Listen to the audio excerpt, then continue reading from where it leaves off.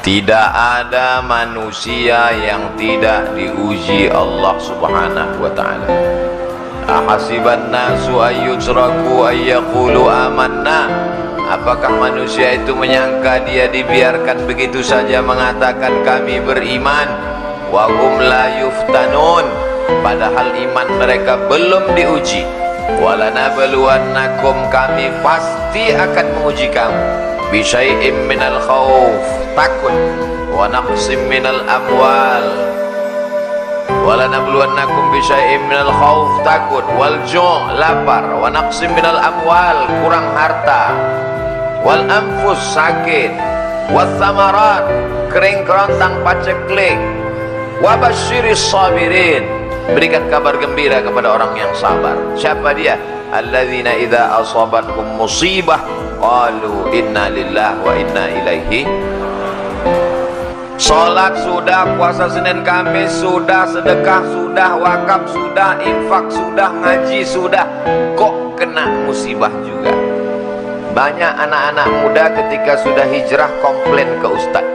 Ustadz, dulu saya ketika masih pacaran bisnis saya lancar, waktu masih nyabu hidup saya enak. Begitu hijrah dengar pengajian Ustadz, datang ke masjid, sholat, keluar masjid sendal hilang. Pergi ke parkiran, helm kena hujan.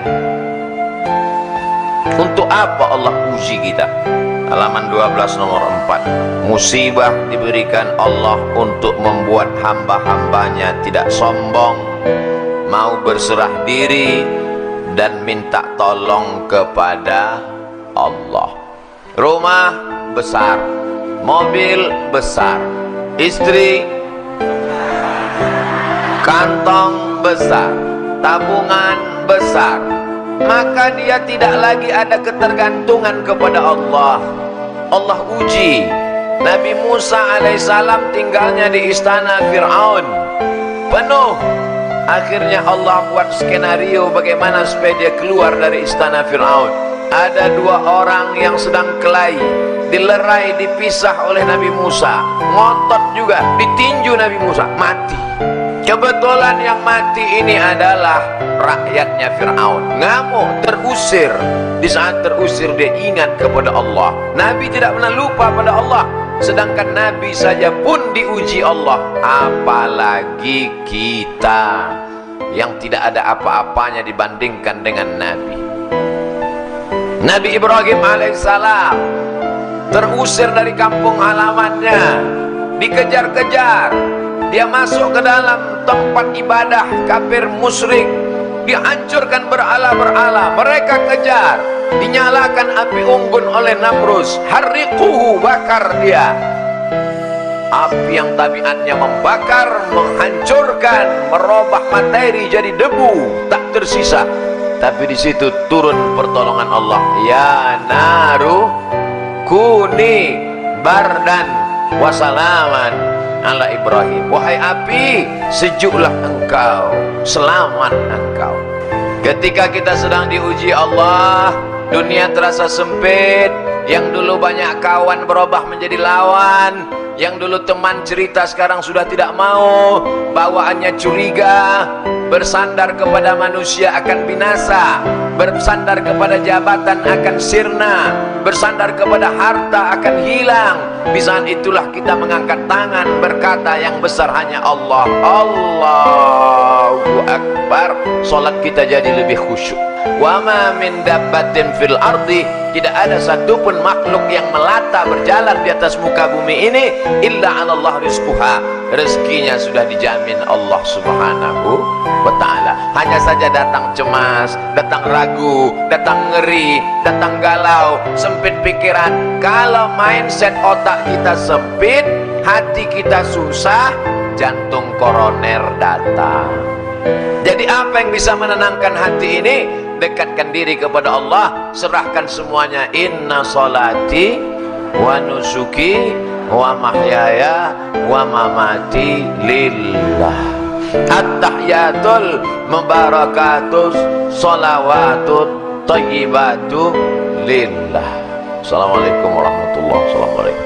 La ilaha illallah dahu la syarikalah, lahul mulku walahul hamdu yuhyi wa yumit wa huwa ala kulli syai'in qadir. Serahkan pada Allah. Kelompok A, kelompok B. Yang kelompok A sholat, orangnya baik, zikir, nggak dapat ikan. Yang kelompok B nggak sholat, mabuk, minum khamar, ikannya banyak. Kata yang kelompok A, Tuhan nggak adil. Kita yang sholat kok nggak dapat ikan, mereka nggak sholat. Dia lupa bahwa yang sholat diuji kesabarannya, sedangkan yang tidak sholat sedang dipermainkan dengan Pak Ustadz, dulu saya sebelum hijrah bisnis saya lancar-lancar aja. Sekarang setelah hijrah ini sulit, susah. Dulu diuji dengan harta, kau tidak lulus.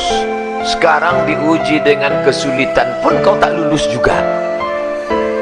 Emangnya Allah tidak tahu kalau kita ini layak atau tidak layak menjadi penghuni surga? Allah tahu. Lalu kenapa dia uji kita? Dia mau ngasih tahu diri kita untuk kita sendiri paham. Oh, sesungguhnya aku ternyata nggak lulus jadi penghuni surga. Allah Maha tahu. Wa na'lamu ma tuwaswisu bihi nafsuh. Kami tahu apa yang berbisik-bisik dalam hatimu. Akhirnya kelompok yang sholat tadi nggak sholat subuh. Begitu nggak sholat subuh, mancing, langsung dapat ikan, dan perut ikannya dibelah, ada permata di dalam. Tuh, ternyata kalau nggak sholat dapat rezeki. Tapi ada satu yang ingat dia, Allah sedang menguji kita. Dia serta sampah permata, sampah dunia. Kenapa dia buang? Karena kita mendapatkan ini dalam keadaan kita meninggalkan perintah Allah Subhanahu wa ta'ala. Buangkan, mancing sekali lagi, sholat, taubat, mancing sekali lagi, dapat ikan yang lebih besar, permatanya lebih besar. Allah mengganti kesabaran. Sabar. Sabar bukan berarti hanya sekedar menahan diri, tapi sabar. Banyak orang menyangka sabar ketika nahan diri dari sakit. Sabar ya, sabar ya. Ini sabar paling tinggi. Sabar ketika mendapat ikan ada permata dalam perutnya, dalam keadaan tidak sholat. Inilah sabar yang paling berat. Datang orang ke rumah kita bawa uang 1 koper, mau nyogok kita. Kita kira sabar nggak? Diam. Sakit, sabar. Mati, sabar. Covid, sabar. Demam, sabar. Datang orang mau nyogok 1 miliar. Yang bilang sabar, mudah-mudahan nggak datang. Jadi sesungguhnya ujian itu tidak hanya dalam bentuk kesusahan, tapi juga ada kalanya dalam bentuk ikan yang isi perutnya permata, karena Allah ingin menguji keimanan kita. Ustaz pernah diuji seperti itu ya. Dulu sebelum nikah nggak ada ujian, setelah nikah komen mereka di YouTube. Sabarlah, jangan mengeluh.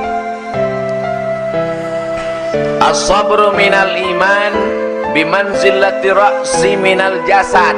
Sabar itu seperti kepala. Kalau orang tidak punya kepala, maka orang tidak sabar, sama macam manusia tidak ada kepala. Sabar yang kedua, sabar dalam meninggalkan maksiat. Pacarnya cantik, lebih putih, lebih tinggi, lebih semuanya, lebih kaya, tapi dia sabar untuk memutuskannya walaupun dia dikejar-kejar cewek cantik. Sabar dalam ketaatan.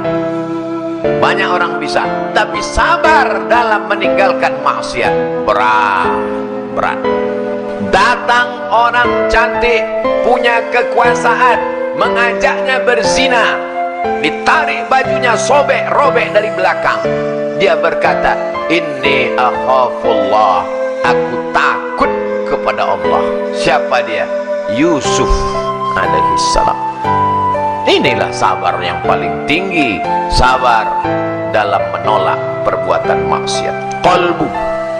Qalbu yang dirundung kesedihan dan kesusahan, berada dalam penjara neraka jahanam.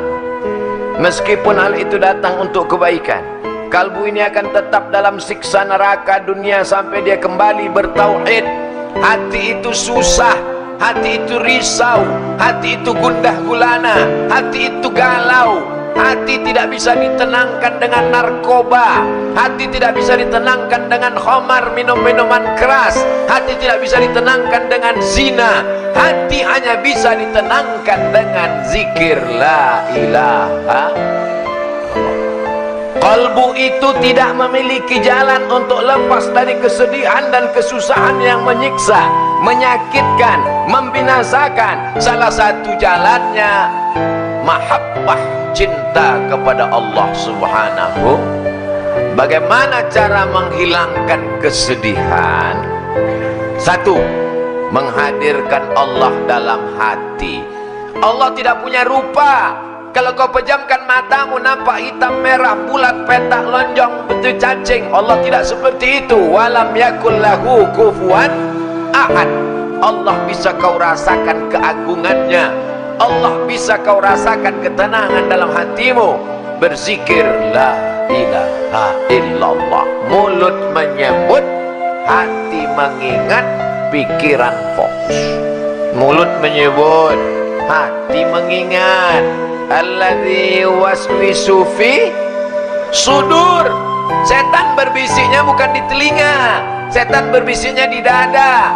Bagian mana? Sebelah kiri jantung berdegup, berdetak. Terserah mau zikirnya la ilaha illallah, mau zikirnya Allah Allah, mau zikirnya subhanallah, mau zikirnya alhamdulillah, mau zikirnya Allahu akbar. Terserah. Kalau Ustaz Somad sendiri zikirnya apa? Istighfar. Habis istighfar sholawat, habis sholawat la ilaha illallah. Tanamkan keyakinan bahwa Allah tengah menyusun rencana yang lebih baik dan lebih indah. Ada Allah yang mengatur kehidupan. Kau bukan berjalan sendirian di atas alam semesta. Ada Dia yang mengatur hidupmu. Siapa Dia? Allah. Adakah Tuhan selain Dia? La ilaha illa huwa. Apakah Dia hidup? Al-Hayyu. Apakah Dia mengatur hidupku? Al-Qayyum. Mesti yakinkan dalam hati, ini takdir, aku hidup dalam rencana Allah. Rencana Allah lebih cantik, lebih indah, lebih baik. Husnuzon kepada. Kalau kita tidak husnuzon kepada Allah, stres, depresi, tengah malam datang setan berbisik, itu minum ada jus, ternyata racun nyamuk.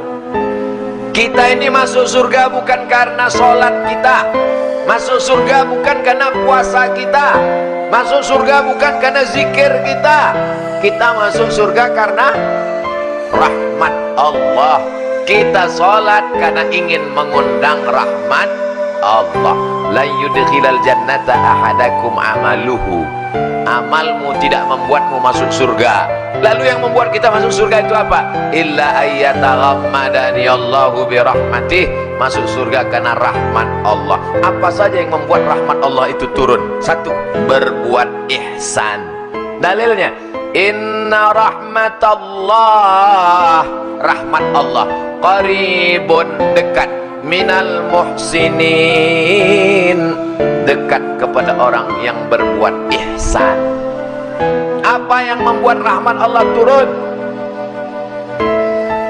Fa ammal ladzina amanu billah, orang yang beriman kepada Allah, wa'tasamu bihi, berpegang teguh dengan Allah, fasayudkhiluhum fi rahmatim min, dia akan dimasukkan Allah ke dalam rahmatnya. Beriman dan berpegang teguh. Banyak orang beriman tapi tak berpegang teguh. Tiga, sabar ditimpa musibah. Ulaika alaihim salawatum min rabbihim wa rahmah. Orang yang sabar ditimpa musibah, maka dia mendapatkan rahmat dari Allah SWT. Empat, takwa. Uktub lana fi hadhihi dunya hasanatan wa fil akhirati inna hudna ilaik. qala adzabi usibu bihi man asya wa rahmati wasi'at kulla syai'. Rahmat Allah SWT untuk orang yang bertakwa. 6. Berbuat baik. Inna rahmatallahi qaribum minal muhsinin. 7. Berhijrah, berjihad. Ulaika yarjuna rahmatallah. Mereka mengharapkan rahmat Allah. 8. Laula tastaghfirunallah. Banyak-banyaklah kamu beristighfar kepada Allah. La'allakum turhamun. Kamu dapat rahmat. 9. Mendengarkan bacaan Quran. Wa idza quri'al Quran. Kalau ada orang baca Quran, fastami'u lahu, dengar baik-baik. Wa ansitu, diam. La'allakum turhamun. Ada orang baca Quran, diam. Qari tadi baca Quran. Bismillahirrahmanirrahim. Dia diam. Tapi tangannya sama aja. Mulutnya diam, tangan main. Diam, renungkan maknanya, fahami isinya, turun rahmat Allah ke dalam hati, lapang segala yang sempit. Dijadikan Allah kita hamba yang sabar, yang bersyukur dalam menerima segala yang diberikan Allah Subhanahu wa ta'ala.